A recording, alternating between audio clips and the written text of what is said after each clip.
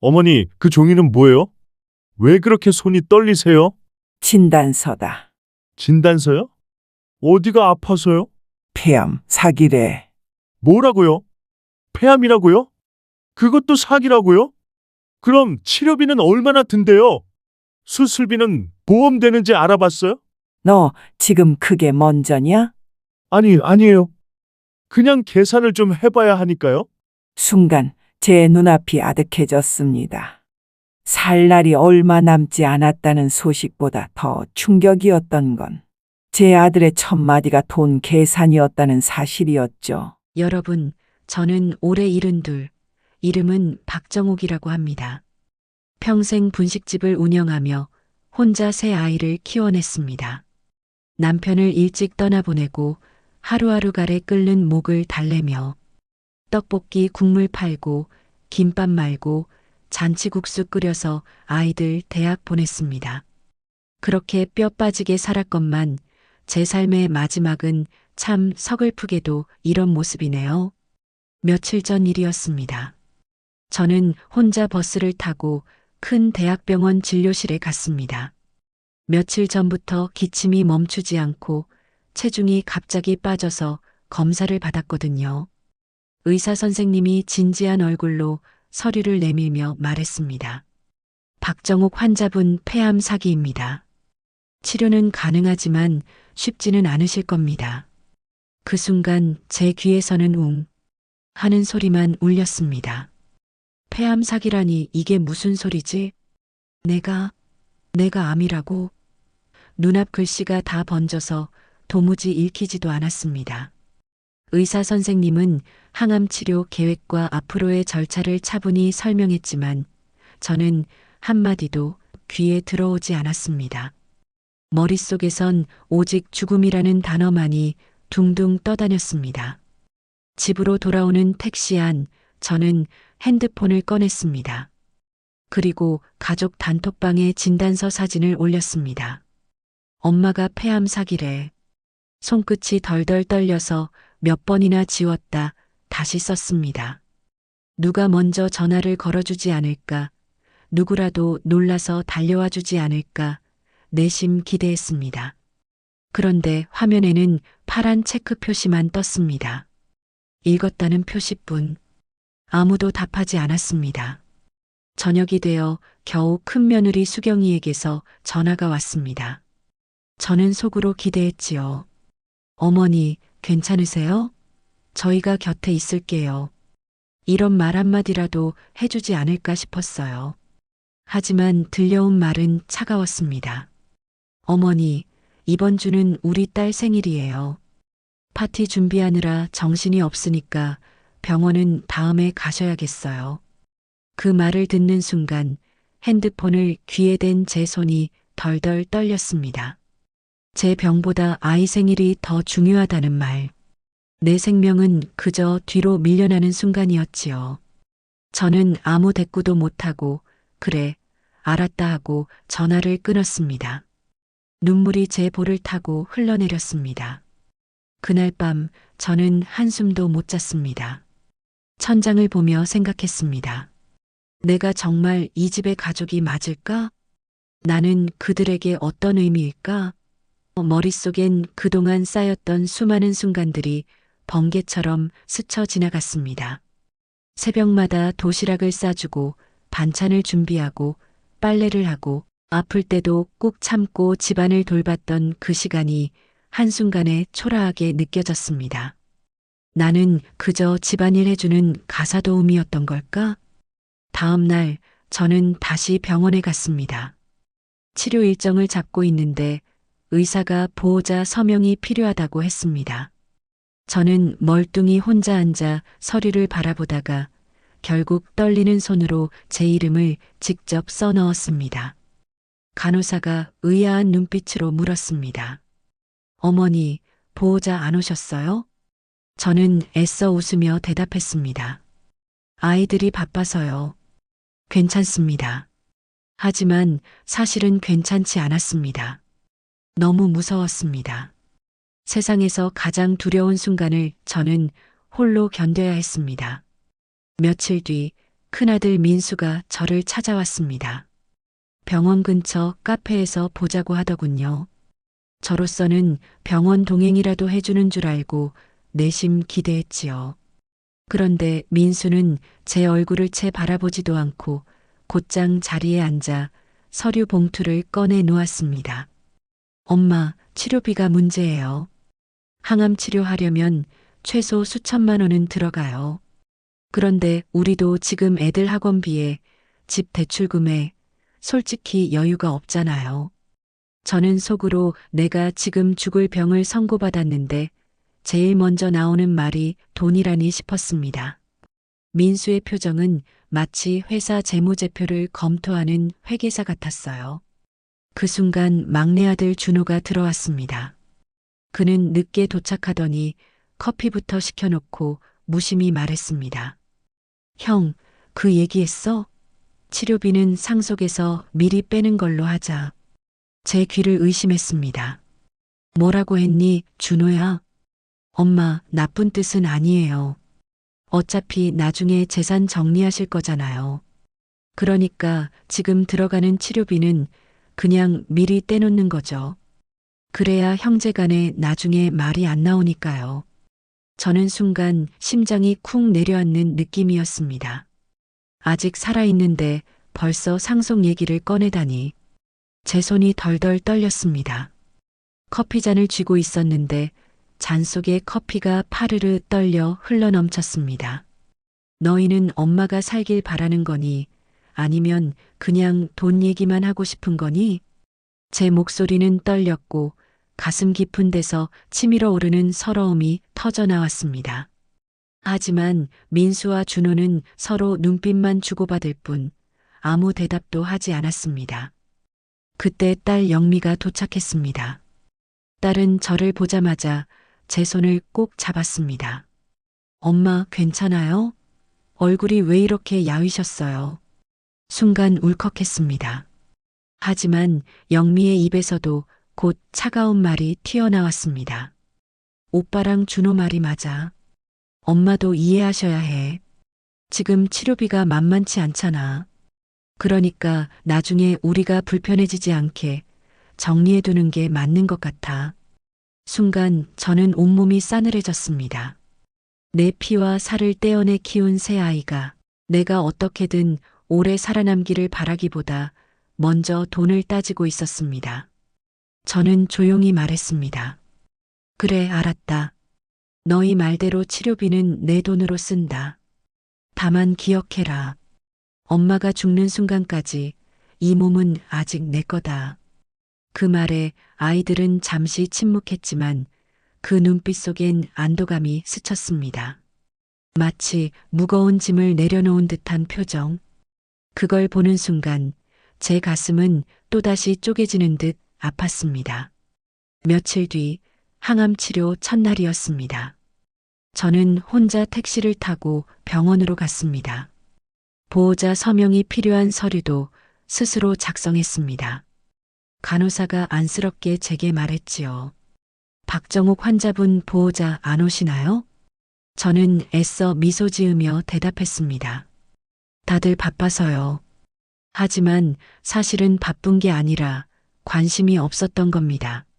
치료를 마치고 집에 돌아오는 길, 제 몸은 기운이 하나도 없어 휘청거렸습니다. 그런데 집에 들어서자마자 풍선과 음악 소리가 터져 나왔습니다. 손주의 생일 파티가 한창이었지요.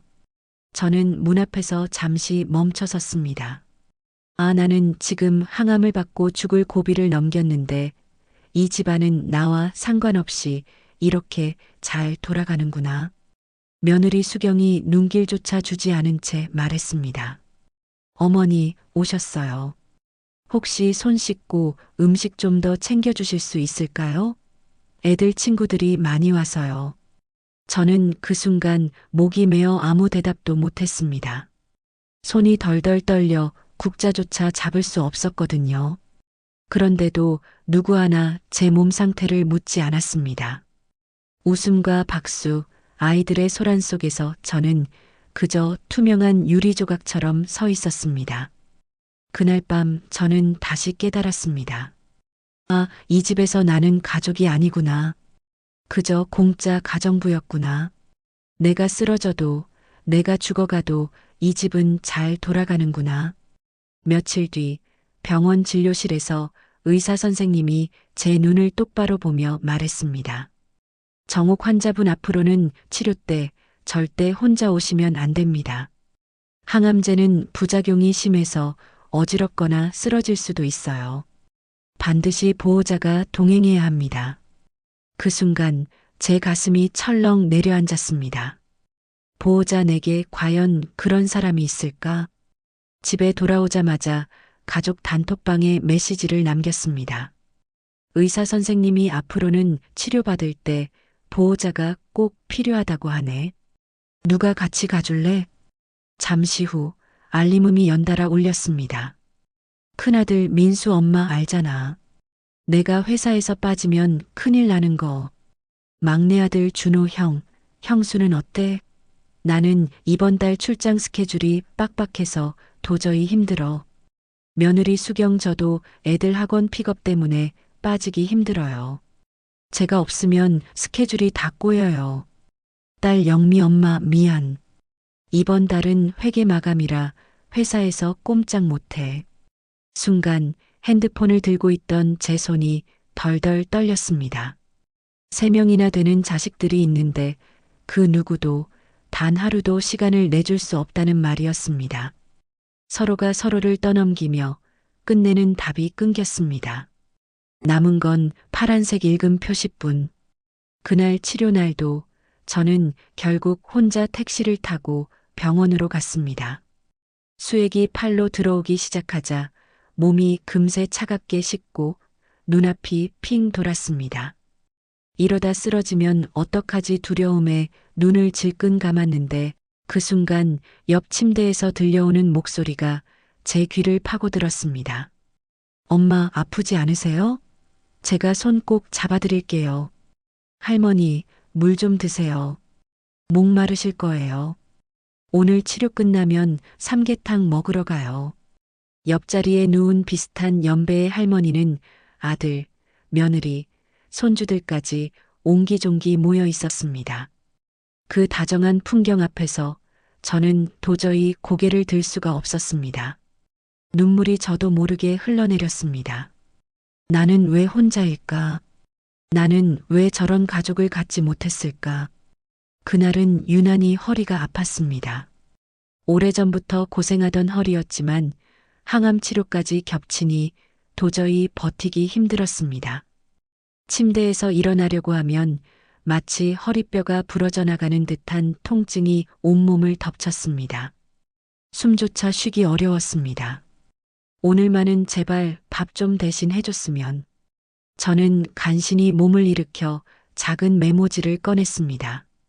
손이 덜덜 떨려 글씨가 제대로 써지지도 않았습니다. 나 아픈데 오늘은 밥 좀 부탁한다. 짧은 한 줄이었지만 그 글자를 쓰는데 오랜 시간이 걸렸습니다. 힘겹게 종이를 부엌 식탁 위에 올려두고 저는 다시 방으로 기어들어와 이불을 덮었습니다. 이걸 보면 누군가는 마음을 써주겠지. 오늘만큼은 엄마 좀 쉬라고 하겠지. 그렇게 기대했습니다. 얼마 지나지 않아 현관문이 열리는 소리가 들렸습니다. 아이들이 학교에서 돌아왔나 봅니다. 뒤이어 부엌에서 비닐봉지가 바스락거리는 소리, 며느리 수경이의 하이힐 굽소리가 딱딱 울렸습니다. 잠시 후 메모지를 본 듯 조용해졌습니다. 그리고 곧 들려온 건 차가운 한마디였습니다. 어머니, 제발 조용히 좀 해주세요. 애들 공부하는데 방해되잖아요. 그 목소리에 저는 숨이 멎는 줄 알았습니다. 방 안에 누워있던 제 귀에는 그 말이 천둥처럼 울려 퍼졌습니다. 조용히 해달라니? 내가 지금 얼마나 아픈데, 내가 지금 얼마나 힘든데. 가슴이 미어지며 눈물이 베개를 적셨습니다. 그 순간 제 마음속에서 뭔가 딱하고 부러지는 소리가 들렸습니다. 그래, 나는 이 집에서 가족이 아니구나. 나는 그저 귀찮은 짐일 뿐이구나. 다음 날 아침 몸을 이끌고 겨우 부엌으로 나왔습니다.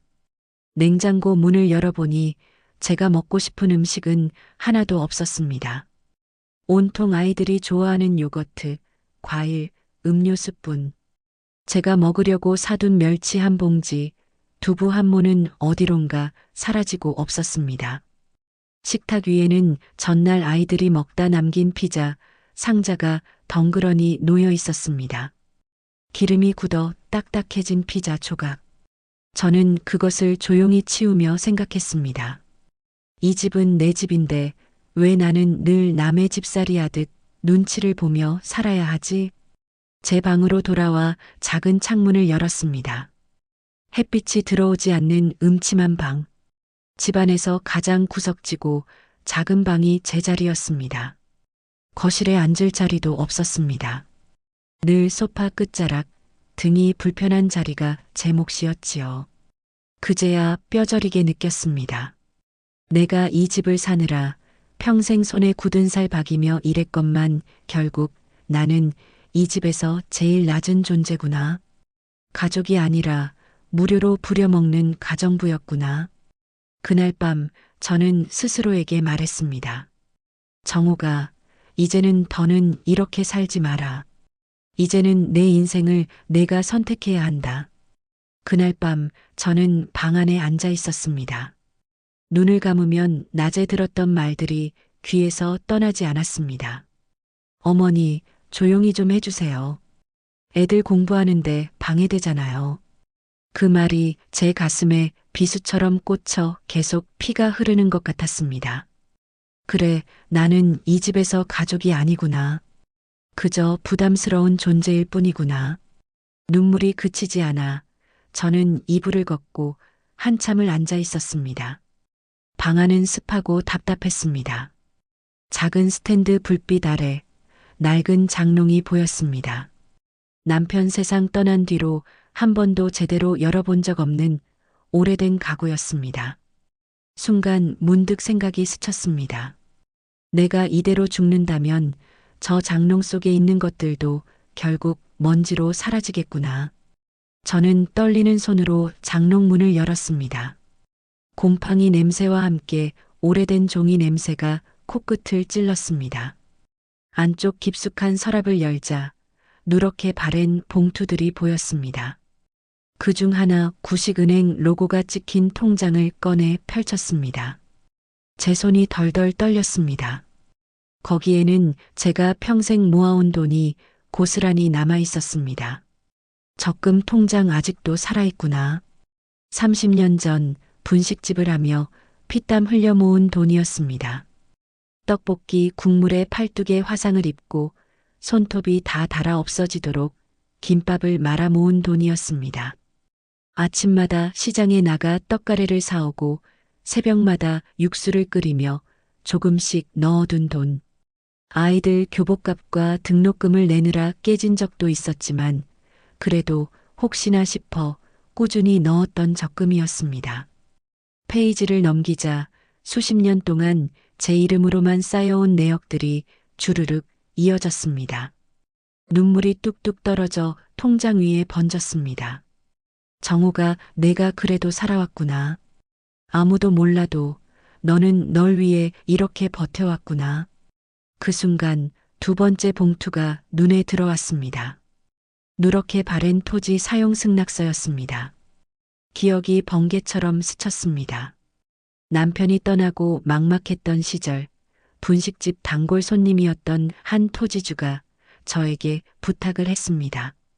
정욱 씨, 내가 당장은 돈이 급해서 땅 일부를 사용 승낙만 해둘 테니 나중에 형편되면 정리해. 그게 결국 제 이름으로 남아 있었던 겁니다. 몇 번이나 그냥 버릴까 싶었던 종이었지만 저는 이상하게 버리지 못했습니다. 마치 언젠가 이게 내 삶을 살려줄지 모른다는 예감이 있었던 걸까요? 손끝으로 서류 위 제 이름을 따라 쓰다 보니 눈물이 또다시 쏟아졌습니다. 내가 이걸 왜 잊고 살았을까? 왜 항상 자식들만 생각하며 내 걸 다 내어주며 살았을까? 그때 저는 깊은 회상 속으로 빠져들었습니다. 30도 안 된 나이에 남편을 잃고 새 아이를 키우기 위해 저는 허름한 골목에 작은 분식집을 열었습니다. 첫날 떡볶이 국물 맛을 보던 손님이 미소 지으며 말했습니다. 아줌마, 이 국물 맛있네. 단골할게. 그 말에 저는 울면서 고개를 숙였습니다. 이제 살 수 있겠다. 아이들 굶기지 않겠다. 그렇게 시작한 가게였습니다. 새벽 4시에 일어나 시장에서 재료를 사오고 아침 7시에 문을 열어 밤 10시까지 장사했습니다. 겨울엔 손이 갈라지고 여름엔 땀에 젖어 기절할 뻔한 날도 많았습니다. 하지만 아이들이 제 무릎에 기대어 엄마 배불러라고 말하면 그게 세상에서 가장 큰 보상이었습니다. 그렇게 30년을 버텼습니다. 그 속에서 조금씩 남은 돈을 통장에 넣었습니다. 언젠가 혹시라도 내가 아플 때 쓰자는 생각으로. 하지만 정작 아프고 나니 그 사실조차 잊고 있었습니다. 자식들만 바라보며 내가 가진 게 아무것도 없다고 착각하며 살아왔던 겁니다. 통장과 토지 서류를 가슴에 안은 채 저는 거울 앞에 섰습니다. 주름진 얼굴, 희끗한 머리칼, 고개 숙인 어깨. 72년을 살아오며 저는 단 한 번도 저 자신을 위해 당당하게 서본 적이 없었습니다. 이제는 달라져야 한다. 남은 시간은 내 삶은 내가 선택해야 한다. 그 순간 마음이 뻥 뚫리는 듯 했습니다. 더 이상 두렵지 않았습니다. 아이들이 나를 외면해도 괜찮았습니다. 오히려 홀로 서기가 더 자유로울지도 모른다는 생각이 들었습니다. 정호가, 이제는 내 인생을 내가 살아라. 저는 소리내어 중얼거렸습니다. 내 목소리가 낯설 정도로 단호했습니다. 그날 밤 저는 작은 수첩을 꺼내어 계획을 세우기 시작했습니다. 첫째, 변호사 사무실에 가서 이 돈을 어떻게 안전하게 지킬 수 있을지 상담할 것. 둘째, 앞으로 치료비와 생활비는 내 돈에서만 쓰도록 할 것. 셋째, 자식들에게 더 이상 의존하지 않을 것. 그리고 마지막으로 제 마음속 깊은 곳에 이렇게 새겼습니다. 상속? 그건 나중 문제다. 지금은 내 생명이 먼저다. 내 삶이 먼저다. 그날 이후로 저는 달라졌습니다. 눈빛이, 표정이, 목소리가 달라졌습니다. 아이들이 눈치챘는지 엄마 왜 그래요? 라고 물어도 저는 대답하지 않았습니다. 대신 제 방 장롱 속 봉투를 꼭 껴안으며 잠이 들었습니다. 오랜만에 마음이 조금은 든든했습니다. 장롱 속에서 발견한 통장과 토지 서류를 손에 쥔 그날 밤, 저는 밤새 뒤척였습니다. 가슴은 두근거렸고 머릿속은 복잡했습니다. 이 돈을 어떻게 해야 할까? 아이들 손에 들어가면 내 생명보다 계산부터 할 그 아이들 절대 맡길 수 없다. 이건 내 마지막 생명줄이다. 다음 날 아침 저는 결심을 굳히고 오래된 수첩을 꺼냈습니다. 변호사 사무실 반드시 가자. 손끝으로 굵게 적었습니다. 며칠 뒤 저는 혼자 버스를 타고 시내의 변호사 사무실을 찾았습니다. 회색 양복을 입은 중년 변호사가 제 앞에 앉았습니다. 어머니, 어떤 일로 오셨습니까? 저는 손에 쥔 통장과 서류를 조심스레 내밀었습니다. 이 돈과 땅 제 이름으로 돼 있어요. 그런데 제가 아프거든요. 앞으로 항암 치료도 해야 하고 생활비도 있어야 하는데 자식들이 벌써 상속 얘기부터 해요. 저는 아직 살아있는데도 말이죠. 그래서 이 돈을 제 스스로 지키고 싶어요. 혹시 방법이 있을까요? 변호사는 잠시 고개를 끄덕이며 자료를 훑어보더니 진지한 표정으로 말했습니다. 네, 방법이 있습니다. 신탁을 설정하는 겁니다. 쉽게 말해 어머니의 돈과 자산을 법적으로 관리하면서도 수익자는 오직 어머니 본인으로 두는 거죠. 그러면 자녀분들이 간섭할 수 없습니다. 저는 숨을 들이켰습니다. 정말 제 뜻대로 쓸 수 있다는 말씀이에요? 그렇습니다. 치료비든 생활비든 어머니 필요하신 대로 쓰실 수 있어요. 그리고 혹시 돌아가신 뒤에 남은 재산은 미리 지정하실 수도 있고요. 순간 제 눈앞이 환해지는 것 같았습니다. 아, 이제야 살 길이 보이는구나. 저는 두 손을 꼭 모으며 말했습니다. 변호사님, 그렇게 해주세요. 평생은 자식들을 위해 살았지만 이제는 남은 시간만큼은 나를 위해 쓰고 싶습니다. 신탁 계약을 마친 뒤 저는 곧장 발걸음을 옮겼습니다. 이번엔 호스피스와 요양시설을 직접 보기로 했습니다. 평생 남편 장례식조차 혼자 치르고 아이들 키우느라 제 몸 하나 돌본 적 없던 인생. 이젠 마지막을 제 스스로 선택하고 싶었습니다. 첫 번째로 찾은 곳은 시내 요양병원이었습니다. 그러나 그곳은 삭막했습니다. 희미한 소독약 냄새, 창문 하나 제대로 열리지 않는 병실, 침대에 누운 환자들, 위로 무심히 흘러가는 형광등 불빛. 저는 고개를 저었습니다. 아니야. 여긴 내가 숨막혀서 못 살겠다. 다음으로 간 곳은 바닷가 근처의 작은 호스피스 병동이었습니다. 창문을 열자 서해 바닷바람이 훅 들어왔습니다. 멀리 갈매기 울음소리가 들렸습니다. 간호사는 미소 지으며 말했습니다. 어르신, 여긴 환자분들이 마지막까지 존엄하게 지내실 수 있도록 돕는 곳이에요. 식사도 원하는 대로 선택할 수 있고 바닷가 산책도 가능합니다. 저는 그 말을 듣는 순간 가슴이 벅차올랐습니다. 그래, 마지막을 맞이한다 해도 이렇게 나답게 내가 원하는 공간에서 맞이하고 싶다. 집으로 돌아오는 길, 저는 마음속으로 다짐했습니다. 이제는 더 이상 자식들 눈치 보지 않는다. 내 돈은 내 생명을 위해 쓸 것이다. 남은 시간은 나를 위해 살 것이다. 방에 들어와 수첩을 펴고 굵은 글씨로 적었습니다. 치료비 내 돈으로, 생활비 내 돈으로, 남은 재산 내가 원할 때 내가 정한다. 그리고 마지막 줄에 이렇게 썼습니다. 정호가 처음으로 내 인생을 내가 선택했다. 그 순간 눈물이 왈칵 쏟아졌습니다. 하지만 이번 눈물은 슬픔의 눈물이 아니었습니다. 후련함, 자유, 그리고 늦게 찾아온 작은 기쁨이었습니다. 신탁 계약을 마치고 집에 돌아온 날, 저는 오랜만에 마음이 후련했습니다. 이제는 내 돈으로 내 삶을 지킨다. 더는 누구에게도 휘둘리지 않는다.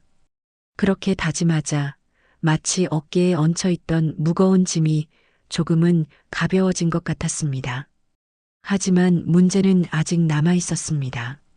자식들에게는 제가 여전히 의존적인 노인일 뿐이었으니까요. 그래서 저는 단톡방을 열고 단호하게 메시지를 남겼습니다. 앞으로 치료비는 내 돈으로 할 거다. 상속 얘기는 치료가 끝난 뒤에 하자. 지금은 생명이 먼저다. 메시지를 보내자마자 파란색 읽음 표시가 줄줄이 켜졌습니다. 잠시 후 큰아들 민수가 답을 보냈습니다. 엄마, 갑자기 무슨 말씀이세요? 저희끼리 의논도 안 하시고. 곧이어 딸 영미도 막내 준호도 반응을 올렸습니다. 엄마, 큰 그림을 보셔야죠. 집도 정리하고 요양원 들어가셔야 해요. 맞아요, 엄마. 그래야 저희도 안정적으로 엄마 뒷바라지 할 수 있죠. 그 말들을 읽는 순간 저는 피식 웃음이 나왔습니다. 뒷바라지?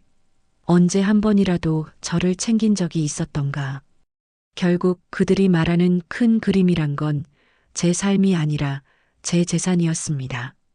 며칠 뒤 아이들은 한꺼번에 제 집으로 몰려왔습니다. 현관문을 열자 새 아이와 며느리 수경이까지 서 있었습니다. 저는 순간 가슴이 철렁 내려앉았지만 곧 침착하게 맞이했습니다. 다들 무슨 일로 이렇게 한꺼번에 왔니? 큰아들 민수가 먼저 입을 열었습니다. 엄마, 단톡방에서 하신 말씀 다시 얘기해요. 치료비는 저희가 걱정할 테니 엄마는 그냥 집을 파시고 요양원 들어가시면 돼요. 저는 고개를 저었습니다. 민수야, 치료비는 내가 알아서 한다. 요양원은 갈 생각 없다. 그러자 막내 준호가 끼어들었습니다. 엄마, 지금은 그렇게 말씀하시지만 솔직히 저희도 힘들어요. 엄마 혼자 계시다 큰일이라도 나면 누가 책임지나요? 요양원이 제일 안전해요. 그 순간 며느리 수경이도 거들었습니다. 어머니, 저희도 이제 더는 감당이 안 돼요. 집을 정리하셔야 저희도 살 수 있습니다. 솔직히 저희 생활까지 다 흔들리고 있어요. 그 말에 제 속에서 불이 치밀었습니다. 흔들린다니? 내가 평생 너희를 위해 뼈 빠지게 일해서 키워놨더니 이제는 나더러 집 팔고 요양원 들어가라고? 나는 아직 살아있다. 나는 아직 내 발로 걸어 다닌다. 목소리가 떨렸습니다. 하지만 오히려 그 떨림이 제 진심을 더 강하게 울려 퍼지게 만들었습니다. 딸 영미가 한숨을 쉬며 말했습니다. 엄마, 그렇게 고집 부리시면 결국 저희가 더 힘들어져요. 현실을 보셔야죠. 저는 영미를 똑바로 바라봤습니다. 영미야, 내가 말하는 현실이 뭐니? 내 병보다 내 회사 일이 먼저고 내 목숨보다 내 편의가 먼저인 게 현실이니? 순간 영미는 고개를 떨궜습니다. 하지만 수경은 물러서지 않았습니다. 어머니, 솔직히 말씀드릴게요. 저희 입장에서는 어머니가 집에 계시면 너무 불편해요. 친구도 못 부르고 생활에 제약이 많아요. 차라리 요양원 가시는 게 서로 편합니다. 그 말은 마치 제 심장을 칼로 도려내는 듯 했습니다. 저는 치를 떨며 속으로 되뇌었습니다. 그래, 이제 가면 갈수록 본심이 다 드러나는구나. 나는 이 집에서 가족이 아니라 짐이구나. 저는 떨리는 손으로 장롱 속에서 꺼낸 통장 사본을 식탁 위에 올려놓았습니다. 이게 뭔지 아니? 내가 분식집 하면서 피땀 흘려 모은 돈이다. 이 돈으로 나는 치료도 하고 생활도 할 거다. 그러니 너희가 상속 걱정할 필요 없어. 내가 쓰고 내가 정한다. 순간 아이들 얼굴이 굳어졌습니다. 민수는 난처한 듯 눈을 피했고 준호는 얼굴이 벌개져 말했습니다. 엄마, 왜 이렇게 이기적으로 변하셨어요? 저는 조용히 그러나 단호하게 말했습니다. 이기적이라고? 너희가 나를 가정부 취급하고 죽기도 전에 상속 얘기부터 꺼낼 때 나는 이미 가족이 아니었어. 이제는 나를 위해 살겠다. 내 돈은 내 생명을 위해 쓸 거다. 거실은 무겁게 가라앉았습니다. 아이들의 눈빛은 당혹감과 불만으로 가득했지만 저는 이상하게도 마음이 평온했습니다. 마침내 제 목소리를 냈으니까요. 그날 밤 저는 창문을 열고 어두운 하늘을 바라봤습니다. 아이들의 방문은 결국 폭풍처럼 지나갔습니다. 아직 싸움은 끝나지 않았습니다. 그들은 분명 다시 찾아올 겁니다. 하지만 이제 저는 두렵지 않았습니다. 이제 시작이다. 나는 더 이상 약자가 아니다. 내 목숨과 내 재산은 내가 지킨다. 항암 치료가 거듭될수록 제 몸은 눈에 띄게 쇠약해졌습니다.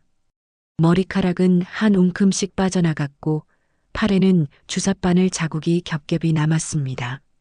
수액이 떨어지는 뚝뚝 소리만이 병실을 채우고 있을 때 문이 벌컥 열리더니 큰아들 민수와 며느리 수경이 들어왔습니다.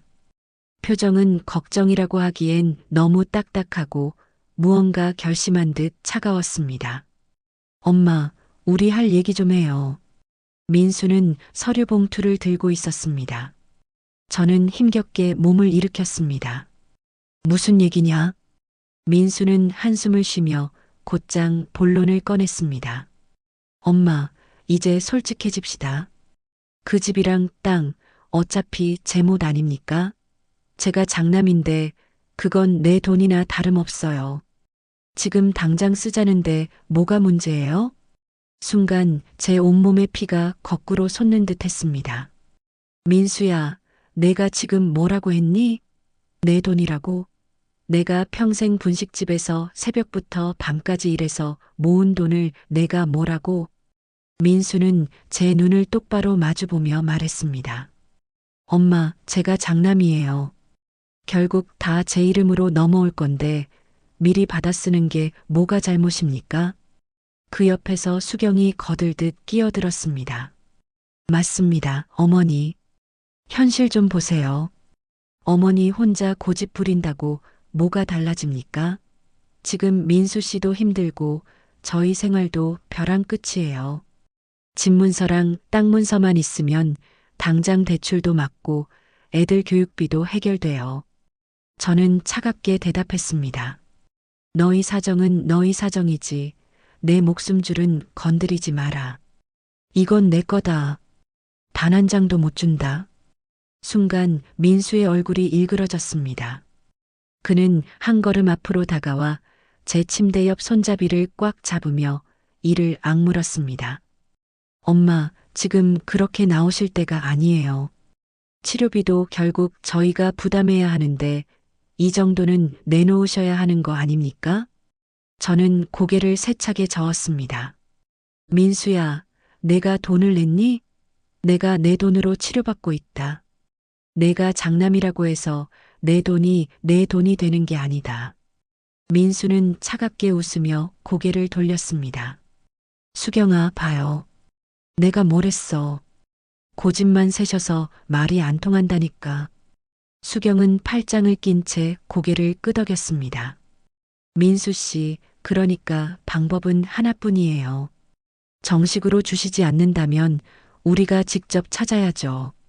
그들의 대화를 듣는 순간 제 등골이 오싹해졌습니다. 제 아들이, 제 며느리가 내 재산을 훔칠 생각을 하고 있다는 걸 그 자리에서 느낄 수 있었으니까요. 저는 떨리는 목소리로 마지막 힘을 짜냈습니다. 민수야, 제발 그만해라. 내가 너희를 위해 어떻게 살아왔는데 이제 와서 내 전부를 훔치겠다고? 나는 너희의 엄마다. 그러나 민수의 눈빛은 이미 멀리 가 있었습니다. 수경이 옆에서 속삭이는 목소리가 더욱 뚜렷하게 들려왔습니다. 민수 씨, 이번에 못 가져오면 우리 끝이에요. 나도 더는 못 살아요. 민수는 주먹을 꽉 쥐더니 낮게 대답했습니다. 알았어. 어떻게든 받아낼 거야. 그 순간 제 심장은 무너져 내렸습니다. 장남이라는 아들이 아내의 압박에 휘둘려 결국 제 돈을 훔치겠다고 결심하는 모습을 제 눈앞에서 본 것입니다. 저는 산소호흡기를 붙잡은 채 가쁜 숨을 몰아쉬며 속으로 다짐했습니다. 그래, 너희가 그렇게 나온다면 나도 더는 물러서지 않겠다. 내 돈과 내 삶은 끝까지 내가 지킨다. 병실안은 심전도 기계 소리만 가득 울렸습니다. 그 소리 속에서 저는 더 이상 슬퍼하지 않았습니다. 대신 서늘한 결의가 제 안에서 차오르고 있었습니다. 며칠 후 태어난 저는 집에서 요양을 하고 있었습니다. 어느 날 약 기운에 잠이 들려 할 때 인기척이 들려왔습니다. 문이 살짝 열리고 그림자가 스며들었습니다. 서랍을 뒤적이는 소리, 종이를 넘기는 소리. 나는 숨을 고르며 눈을 떴습니다.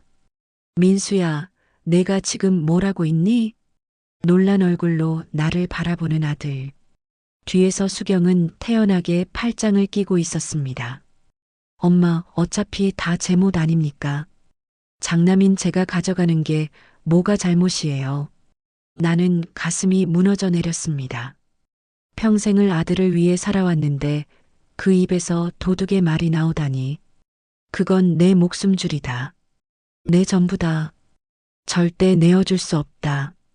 그러자 수경이 한 발 더 나섰습니다. 어머니, 현실을 좀 보세요. 지금 당장 집문서만 있으면 우리도 살고 어머니도 편해져요. 왜 고집만 부리시는 겁니까? 나는 떨리는 손으로 침대 옆 서랍을 열어 봉투를 꺼냈습니다. 너희가 찾는 게 이거지? 하지만 이미 늦었다. 이 문서는 신탁 처리했다. 수익자는 나 하나다. 너희 손에 들어올 수 없어.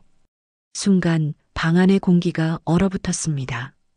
민수는 말문이 막혀버렸고 수경의 얼굴은 분노와 당혹으로 일그러졌습니다. 어머니, 정말 그렇게까지 하셔야 했습니까? 나는 차갑게 대답했습니다. 내가 배신한 게 아니다. 너희가 나를 배신한 거다. 내 아들을 부추겨 도둑으로 만든 게 누군데. 민수는 입술을 깨물며 시선을 피했습니다. 그 눈빛에는 미안함보다 분노가 더 가득 차 있었습니다. 수경은 남편을 노려보며 날카롭게 내뱉었습니다. 이래서 무능하다니까.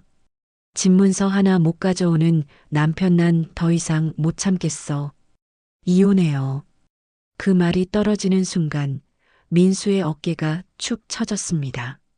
나는 그 모습을 바라보며 서늘한 목소리로 속삭였습니다. 내가 아들이라서 아픈 게 아니다. 아들이면서 도둑이 되려 했기 때문에 가슴이 무너진다. 아들과 며느리가 문서를 훔치려 했다는 사실은 제 심장을 무너뜨렸습니다. 그 순간 저는 깨달았습니다. 더 이상 저 아이들 곁에 머물면 나는 다시 짓밟히고 무너질 뿐이다. 이제는 떠나야 한다. 남은 시간 오직 나 자신을 위해 쓰겠다. 그날 밤 저는 마음속으로 굳게 다짐했습니다. 평생 희생만 하고 살았으니 이제는 나를 위해 모든 돈을 쓰고 가겠다. 다음 날 저는 변호사를 불렀습니다. 지난 세월 속에서 쌓인 한과 상처를 차근차근 이야기했습니다. 변호사는 잠시 고개를 끄덕이며 말했습니다. 할머니, 이제는 정말 어머니 자신을 위해 사셔야 합니다. 제주도에 좋은 곳이 있습니다. 항암 치료도 병원과 연계해 계속 받을 수 있어요. 며칠 뒤 변호사가 내민 브로슈어 속에는 제가 평생 꿈꿔온 그림 같은 풍경이 펼쳐져 있었습니다. 제주 바다와 한라산을 품은 럭셔리 실버타운. 그곳은 제가 상상하던 것 이상이었습니다. 각 방은 호텔 같은 원룸 구조로 꾸며져 있었고 창을 열면 파란 바다와 멀리 한라산 자락이 한눈에 들어왔습니다. 전면 통유리 창 너머로 아침 햇살이 방 안가득 들어와 따뜻하고 환했습니다. 식당에서는 영양사가 짠 맞춤 식단이 하루 3번 정성스럽게 제공되었고 건강 상태에 따라 메뉴가 달라졌습니다. 청소, 빨래, 집안일은 모두 직원들이 도와주었기에 저는 처음으로 아무것도 하지 않아도 되는 삶을 경험했습니다. 평생 자식들을 위해 부엌에 매달려 살아왔던 제게 그것은 해방이었습니다. 세상에 집안일을 좋아하는 여자가 어디 있겠니? 이제야 내 손이 자유로워졌구나.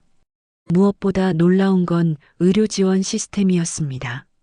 실버타운 안에는 입주민 전용 의료센터가 있었고 대학병원 암센터와 직통으로 연결되어 있었습니다. 매주 정해진 날이면 셔틀이 병원으로 저를 데려갔습니다. 항암 치료를 받는 동안 전문 간호사가 곁을 지켰고 돌아오면 제 방 식탁에는 따뜻한 죽이 준비되어 있었습니다. 환자가 아니라 사람으로 대접받는다. 그 따뜻함에 저는 눈물이 났습니다. 저는 그곳에서 처음으로 제 이름을 찾았습니다. 낮에는 그림 교실에서 붓을 잡았고 저녁에는 바닷가 산책길을 걸었습니다. 물에 얼굴 담그는 것도 무서워했지만 용기를 내어 수영 교실에도 등록했습니다. 온수풀이었기에 부담이 덜했고 강사는 제 손을 꼭 잡아주며 말했습니다. 처음엔 다 무섭습니다. 하지만 물 위에 떠보셔야 얼마나 자유로운지 아시게 됩니다. 저는 물속에서 허우적거리며 웃음을 터뜨렸습니다. 내가 나를 위해 이렇게 배우는 날이 오다니. 그 사이 서울에 남은 자식들은 난리가 났습니다. 엄마가 집을 팔고 제주도로 갔다고? 항암 치료는 어떻게 하는 거야? 럭셔리 실버타운? 그 돈을 다 거기다 쓰면 우리는 뭐가 남아? 그들의 전화를 저는 받지 않았습니다. 이제는 내 인생이다. 미안하지만 더는 휘둘리지 않겠다. 창밖으로 석양이 바다를 붉게 물들였습니다. 갈매기 울음소리가 저 멀리서 들려왔습니다. 저는 속삭였습니다. 박정옥, 이제야 내 이름으로 산다. 누구의 엄마도 누구의 가정부도 아닌 오직 너로서. 제주에 온 지도 어느덧 2달이 지났습니다. 아침 햇살은 언제나 유리창을 가득 채웠고 저는 매일 같은 시간에 수영장으로 향했습니다.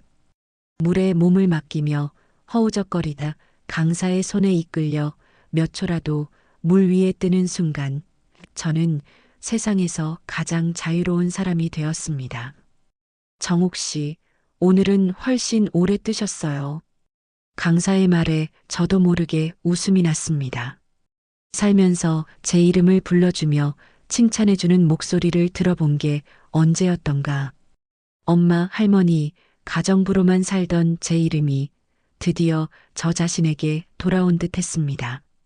식사 시간마다 영양사가 짠 맞춤 메뉴가 제 앞에 놓였습니다. 나트륨은 줄이고 단백질은 보충된 음식. 국물까지 다 삼켜도 속이 편안했습니다. 저는 늘 이렇게 중얼거렸습니다. 환자가 아니라 사람으로 대접받는구나. 항암 치료는 여전히 고통스러웠습니다. 병원 셔틀을 타고 대학병원으로 가는 날이면 제 손을 잡아주는 간호사의 따뜻한 손길이 큰 위로가 되었습니다. 수액이 팔로 들어올 때마다 어지러움과 구역질이 밀려왔지만 돌아와 제 방 창가에 앉아 바다를 바라보면 다시 숨을 고를 수 있었습니다. 바다는 제게 속삭였습니다. 괜찮다. 내가 살아온 세월을 내가 안다. 이제 내 시간은 너의 것이다. 하지만 서울에서는 난리가 났습니다. 민수와 수경, 그리고 딸 영미와 막내 준호까지 모두 제 행방을 알게 된 순간부터 집요하게 저를 찾아다니기 시작했습니다. 엄마가 제주도 실버타운에 있다고? 그 비싼 곳을 어떻게 해? 수경의 목소리는 분노로 떨렸습니다. 민수는 담배 연기를 뿜으며 이를 악물었습니다. 결국 집을 팔고 우리 몰래 신탁까지 해버린 거야. 엄마가 제정신이 아니야. 이건 무효 소송 걸어야 해. 영미가 고개를 저었습니다. 오빠, 제발 그만해. 엄마가 평생 우리를 위해 고생하셨잖아. 이제라도 엄마 마음대로 살게 해드리면 안 돼? 그러자 수경이 날카롭게 끼어들었습니다. 아가씨, 이상한 소리 좀 하지 마세요. 돈은 돈이에요. 어머니가 제정신이 아니라고 증명만 하면 신탁도 다 무효예요. 그 돈 우리가 지켜야죠. 민수는 주먹을 탁자 위에 내리쳤습니다. 맞아. 장남인 내가 가만히 있을 수 없어. 엄마가 병 때문에 판단력이 흐려졌다는 걸 증명하면 돼. 며칠 뒤 저는 실버타운 휴게실에서 신문을 펼쳤다가 심장이 철렁 내려앉았습니다. 고령자 재산 신탁, 가족 간 분쟁 늘어라는 제목의 기사에 빨간 줄이 쳐져 있었는데 누군가 일부러 제 책상 위에 올려둔 듯 보였습니다. 순간 소름이 돋았습니다. 혹시 벌써 소송 준비를 시작했나?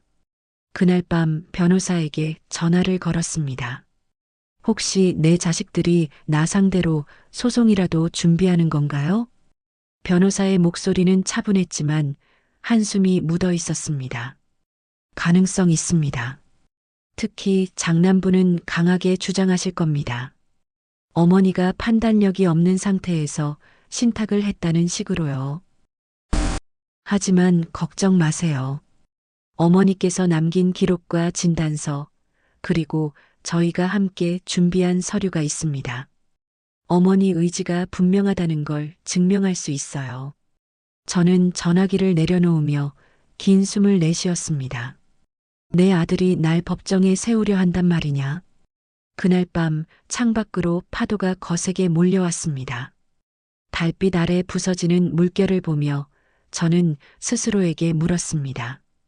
정호가, 내가 아직도 엄마라는 이름으로 그 아이들을 감싸려 하니? 아니야. 이제는 끝났다. 내 돈, 내 삶. 끝까지 내가 지켜야 한다. 며칠 뒤 실버타운에는 새로운 입주자가 들어왔습니다. 전직 교장 선생님이라는 70대 할아버지였는데 저와 같은 항암 치료 환자였습니다. 그는 바다를 바라보며 웃으며 말했습니다. 여기 오길 잘했지요? 저도 처음에는 두려웠는데 이젠 하루하루가 선물 같습니다. 그 말에 저는 이상하게도 마음이 풀렸습니다. 오랜만에 누군가와 어깨를 나란히 하며 걷는 기분. 아들과 며느리에게는 배신당했지만 이곳에서는 처음 보는 이에게 위로를 받을 수 있었습니다. 그러나 서울에서는 상황이 점점 심각해졌습니다. 민수와 수경은 변호사 사무실을 드나들며 증거를 모으기 시작했습니다. 영민은 울며 저에게 전화를 걸었지만 저는 받지 않았습니다. 막내 준호는 여전히 갈피를 못 잡고 머뭇거리고 있었습니다. 엄마, 제발 우리랑 다시 얘기해요. 휴대폰 화면에 울리는 메시지를 보며 저는 고개를 저었습니다. 아니, 이제는 내 인생이다. 더는 휘둘리지 않겠다. 그날 저녁 실버타운 수영장에서 저는 물 위에 몸을 맡겼습니다. 잠시라도 떠있는 그 순간 심장이 외쳤습니다. 정호가 흔들리지 마라. 저는 대문 앞에 무릎 꿇은 민수와 수경을 오래도록 바라보았습니다. 허망하게 무너진 두 사람의 모습은 제가 알던 오만한 얼굴이 아니었습니다. 삶에 얻어맞고 더 이상 기댈 곳 없어 흙바닥에 머리를 조아린 채 울부짖는 자식들. 그 모습 앞에서 제 가슴은 또다시 흔들렸습니다. 민수야, 수경아, 내가 나를 얼마나 아프게 했는지 나는 아직도 잊지 못한다. 하지만 엄마라는 이름은 쉽게 버려지지 않는구나. 저는 잠시 숨을 고르고 말을 이었습니다. 좋다. 내가 조건을 내겠다. 다시는 돈 얘기를 입에 올리지 마라. 내가 남은 날들을 살아내는 동안 진심으로 내 곁을 지켜줄 수 있다면 그때 가서 상속을 생각해 보겠다.